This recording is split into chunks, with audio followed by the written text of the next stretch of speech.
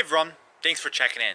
So I'd like to answer the question, is nature medicine? Is spending time in nature good for your health?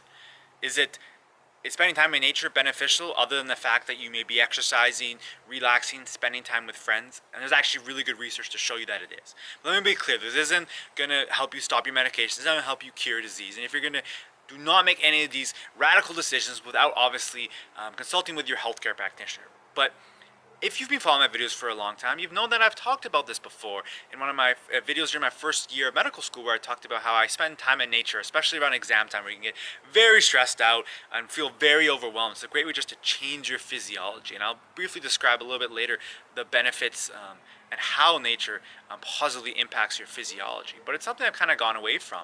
But it was a great event last weekend.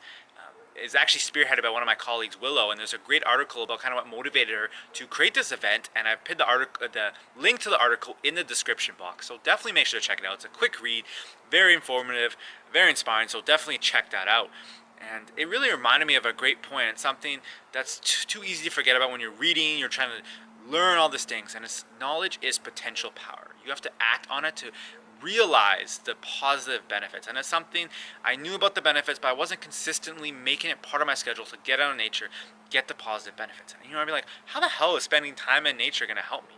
And it's these compounds called phytoncides, and they're aromatic compounds that are released from plants to actually prevent insects, etc., from eating them, because they're to protect them, because unlike animals, plants can't run away or hide, so they have to secrete certain compounds. And it's similar to phytochemicals. That's why when we're eating lots of vegetables, they're super healthy for us, improve our heart health, our overall health, reduce the risk of cancer, blah blah blah, etc., right? And these phytoncides, they have potent positive impacts on your immune system, endocrine system, and nervous system. And I've talked about before in my previous videos. So if you like to understand how they positively impact your endocrine and nervous system, definitely check that out. But for your immune system, it's quite fascinating, because these phytoncides, they will increase your natural killer cell activity and immunoproteins like cytokines, etc. And the really cool thing about this is this activity of these phytoncides lasts for up to 7 days. So if you're only even able to get out into nature on the weekend, go for a nice long hike, or have some fun and play in the park and run some sprints, or play some frisbee, or throw a football, whatever, that benefit will last you the whole week. And flu season's coming up. You obviously want to get your flu vaccine. And if you're around UBC, I'll be giving some flu vaccines this Tuesday in the morning at the Nest. So definitely come through if you want to get your flu vaccine. However, on top of the flu vaccine, spending in nature is a great way to kind of boost that immune system. So this week has been a super jam-packed week in medical school. Usually we kind of have Tuesday, Thursday mornings off. However, this week I had my portfolio session in the morning, a dentist appointment, so I didn't have Tuesday, and we had lectures in the afternoon and classes to attend.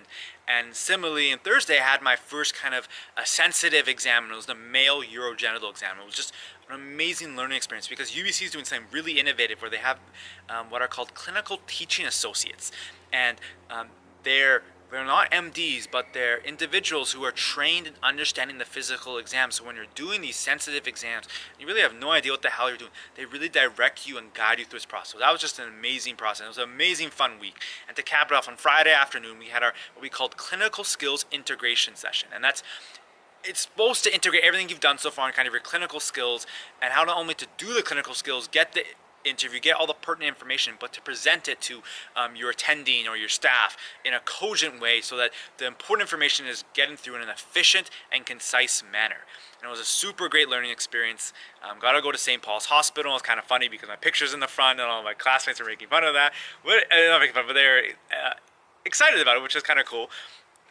So it was a great experience, but it's kind of intimidating, because, not intimidating, that's the wrong word to use, but your first year, you kind of feel like you know nothing, but it's first year, you're expecting to know nothing. But as second year's going on, especially, you kind of get a good groove. You really feel like you're getting competence. Last week in family practice, I kind of had this suspicion about this diagnosis. I did the history, and I was really sure this was it. The family doctor came in and was like, this was diagnosed, and it felt really good to kind of go through that thinking process to kind of understand. It wasn't the most difficult diagnosis, but it was cool to get it right, and you kind of feel like, I'm very competent. But then going to that next level, you realize there's so much more to learn, which is good, but it's very easy to kind of downgrade yourself and feel overwhelmed. You're like, oh, how the hell, there's so much freaking stuff to learn. And that's where it's come to progress over perfection. So Friday afternoon, I was like, I was feeling pretty, like I was feeling pretty great considering how crazy of a week it was.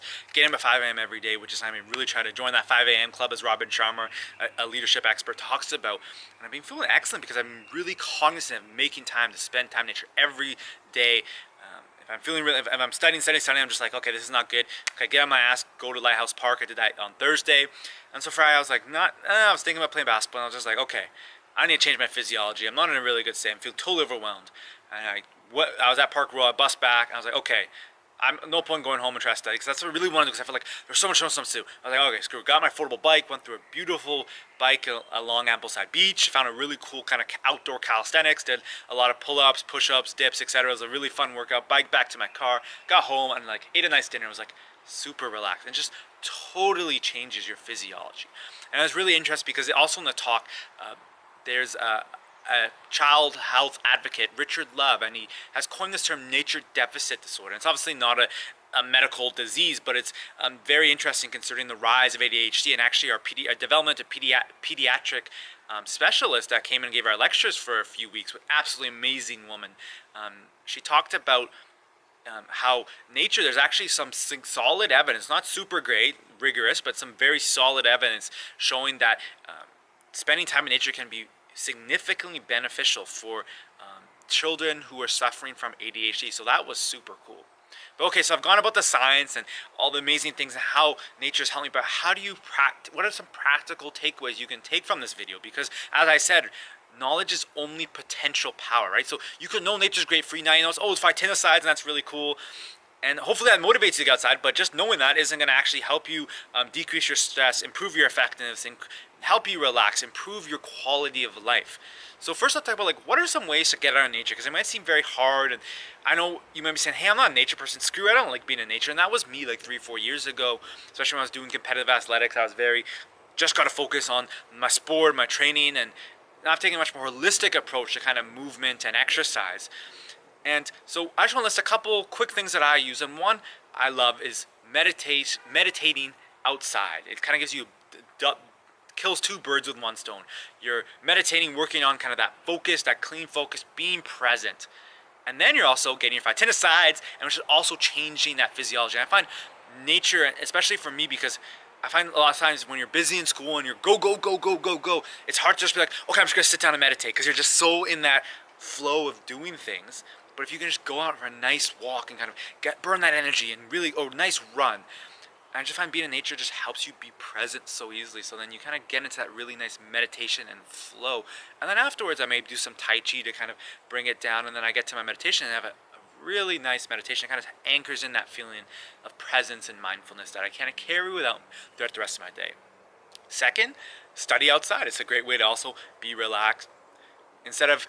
Thirdly, instead of sitting inside Starbucks, super busy, loud, probably not the best environment to relax, get your ass out of Starbucks with your coffee or tea, go with some friends, go for a nice hike through the trails, or go to a local park and walk around and have some quiet and space.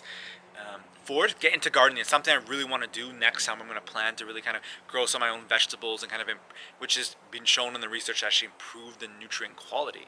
And please let me know what are some tips you use to get out of nature. Obviously, I like to do my cardio in nature and also do some strength based. I've really gone to calisthenics. My gym membership's expired, and I've kind of been decided to kind of save my money and not do it. I've been doing a lot of pull-ups outside, push-ups, etc. And I found I've been really able to keep up my strength despite not going to the weight room. Not to say weight room going to bad. And same with cardio. Get outside, do your cardio, weather permitting. Luckily I live in Vancouver, the weather is fairly mild. I really love the rain. I love running in the rain, just ingrained for me since high school, when I was always told stories of basketball camp. So Steve Nash was always shooting jumpers when it was snowing, raining, and that's why he's in the NBA and two-time MVP. So that's just kind of ingrained to me. But obviously, weather permitting, be smart. If it's 10 feet of snow, don't freaking go run outside. And so let's backtrack. So I've given you some practical aspects of how to get them in nature, and now what are some practical takeaways from this video?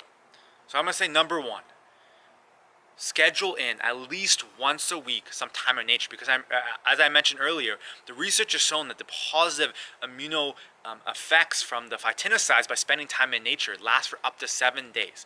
And especially if you're really busy, if you don't schedule it, it's not going to get done, right? So having unscheduled breaks in your schedule is just as important. All the classes, the clinical rotations, the meetings, etc. So schedule in that time in nature.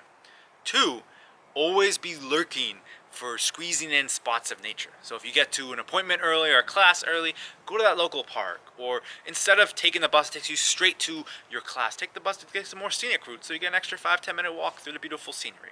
And I'm also very lucky in that in Vancouver there's so much greenery. You can be downtown Vancouver and there'll be trees and beautiful flowers. So you're always getting that beneficial nature. But if you're in a city where there's less greenery, you have to be takes a bit more effort, but definitely make sure to do that. So I really hope you enjoyed this video about the benefits of nature, and I really hope it helps you. And remember, knowledge is only potential power. And please share, how do you get outside nature? What do you love to do in nature? Sharing your comments could be what helps someone else really take the step and not only learn more about the ways to improve their quality of life, but also take the action, because knowledge is only potential power. So thank you very much for watching this video, and I look forward to connecting with you. Thank you.